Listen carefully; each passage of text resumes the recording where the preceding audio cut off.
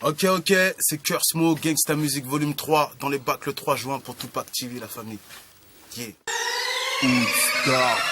Ça tire des Nike sur les masses, ça brûle les mics, ça fume des niax. Des vrais bouts sur qui compter, j'en ai plus des masses.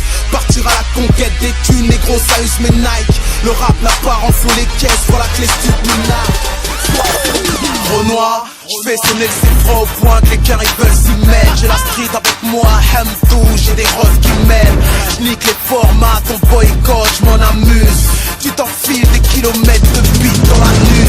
C'est pas des MC, Wallah, c'est des gossip boys. Voilà pourquoi je suis pas ambassadeur de la cause hip-hop.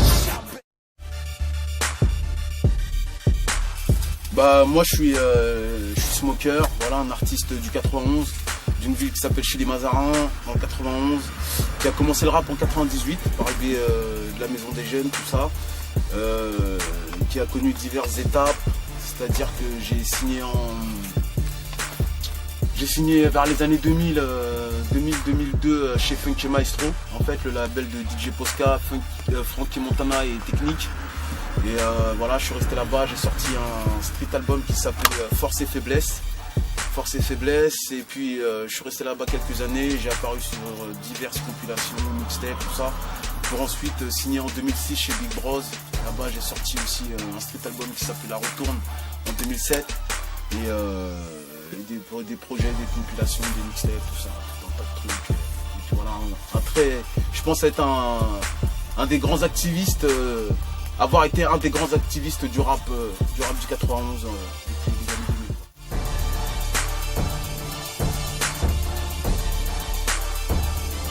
2000. Non, en fait, j'étais un artiste Big Bros, tu vois, au jour d'aujourd'hui. Je travaille toujours avec Cyril, mais d'une autre manière, c'est-à-dire qu'il est toujours à mes côtés, tu vois, il me soutient dans mon truc et tout. Mais je suis plus un artiste Big Bros, je suis un artiste en totale indépendance aujourd'hui. Et voilà, et dans ce label, c'était le label de DJ Posca, Cyril, justement, ils étaient associés. Il y a un artiste pop qui s'appelle Olivier Miller, puis il y avait moi. Et avant que j'arrive, il y avait John Gali aussi, un autre artiste, John Gali. Et puis voilà, quoi, c'est un label indépendant qui fait le taf, tu vois, qui a fait le taf sur moi, qui m'a développé à l'époque de La Retourne, et puis voilà, quoi.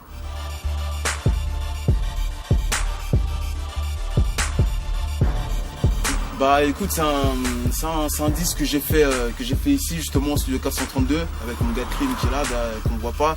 Et voilà, ça a été une grande partie de plaisir pour moi, tu vois. Je reviens un peu à mes fondamentaux, c'est-à-dire au rap que je faisais déjà au début, on va dire, mais beaucoup plus poussé, beaucoup plus maîtrisé, bien sûr. Voilà, c'est une cour de récréation, j'ai invité des gens que je voulais inviter parce que je les respecte artistiquement. Et puis voilà, c'est un projet qui a été fait sans prise de tête, avec des grosses prods pour les gens qui me connaissent. Voilà, je pense avoir une oreille quand même. J'ai travaillé avec des beatmakers très très talentueux. J'ai envoyé des gros morceaux. Chaque morceau a été traité à sa juste valeur, et puis ça donne un putain de projet Gangsta Music Volume 3, quoi. C'est une compilation de tout ça.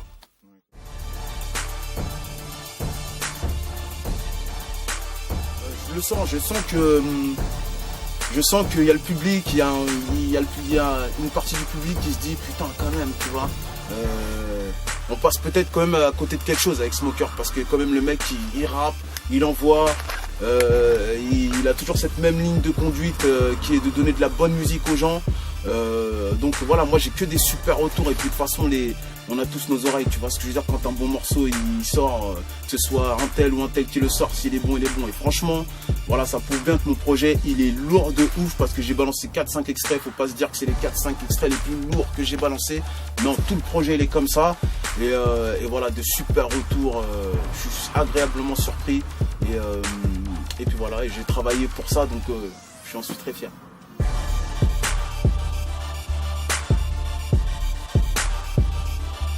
Bah, ce que ça peut apporter, c'est de la visibilité, clairement, tu vois, c'est de la visibilité, c'est tout un tas de personnes qui me découvrent par le biais de cette compilation, parce que s'il en vend 100 000, c'est beaucoup plus de CD que moi j'en vends, tu vois ce que je veux dire. Donc c'est tout un public que tu vas chercher, tu vois, enfin du moins qui te ramène sur un plateau, donc ça fait toujours plaisir. Et puis de toute façon, voilà, il fait partie quand même voilà, des mecs qui ont contribué à ce truc-là, et on a tous connu, on a tous suivi le parcours de B2O, donc on peut être que flatté quand un mec comme ça t'invite, tu vois.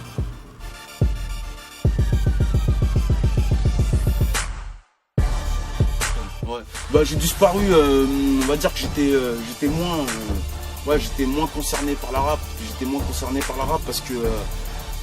parce que voilà, j'ai eu des événements des événements dans ma vie personnelle, tu vois, qui pour moi passaient en priorité, tu vois, et donc voilà, j'ai fait passer ces choses-là avant, j'ai voulu prendre du temps pour ma famille aussi, donc voilà, il n'y a pas que le rap dans la vie, comme j'aime le répéter, tu vois, il n'y a pas que le rap dans la vie, on en fait, mais voilà, j'étais absent, les gens ils ont continué à vivre et tout ça, donc tu sais, il n'y a pas de souci, mais en tout cas aujourd'hui je reviens et c'est pas plus mal, parce que j'ai comme l'impression de devoir tout reprouver, tu vois ce que je veux dire, donc ça me donne une niaque en plus et ça donne des putains de morceaux, quoi.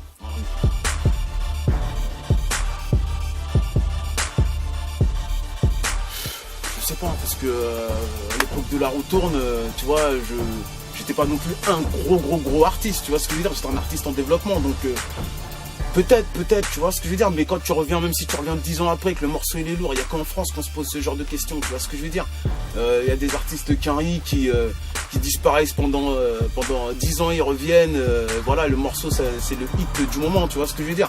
Il n'y a qu'en France qu'on se pose ce genre de questions, c'est quand tu es suivi par un public qui aime ce que tu fais, il sera toujours là quand tu reviens, tu vois, je pense, tu vois.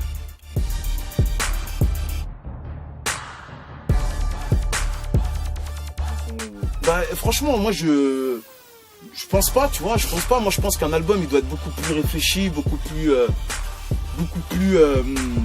voilà, avec moins de spontanéité que par exemple Gangsta Music Volume 3 que je vais sortir là, tu vois. C'est un truc travaillé sur la longueur, avec des thèmes, des concepts, des différentes musiques, pas juste de la musique qui cogne, parce qu'à un moment ça va saouler les gens, tu vois, quand c'est ton premier album, t'as envie de montrer tout le panel, tu vois, que tu pourrais faire, tout en restant fidèle à toi-même, tu vois ce que je veux dire, bien sûr.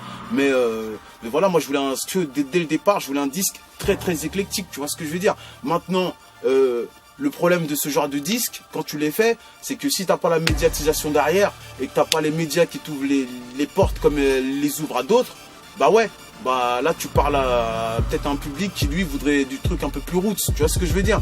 Mais moi j'en suis très fier, c'est mon premier album, il a été travaillé, aujourd'hui j'ai eu de super retours sur cet album, tu vois, pour les gens qui ont pris le temps de l'écouter et d'aller l'acheter. Mais voilà, c'est positif, sinon je serais pas là avec un projet fini, bouclé, torché, aussi lourd que Gangsta Music Volume 3, tu vois. C'est que ça m'a motivé à continuer, hein, en tout cas.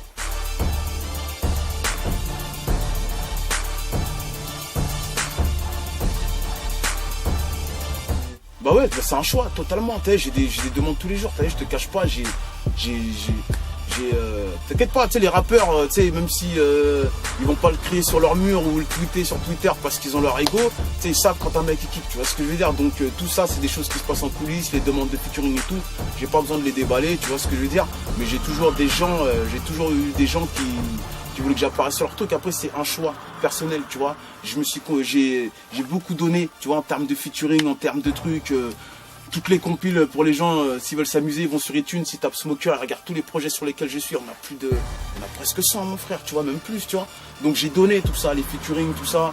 Ça m'a permis de me faire connaître sur différents supports, mais aujourd'hui, j'ai envie de me consacrer plus à moi, tu vois. J'ai envie que quand je gratte un 16, parce qu'aujourd'hui avec l'âge, tu sais, je suis vraiment plus appliqué, je sais vraiment où je vais, bah j'ai envie que quand je gratte un 16, ce 16 il me soit bénéfique.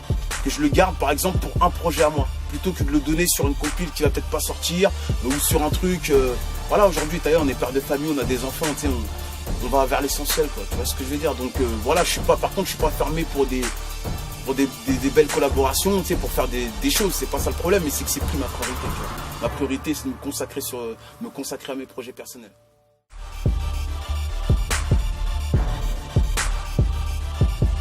Bah écoutez, je vous conseille d'aller prendre Gangsta Music Volume 3.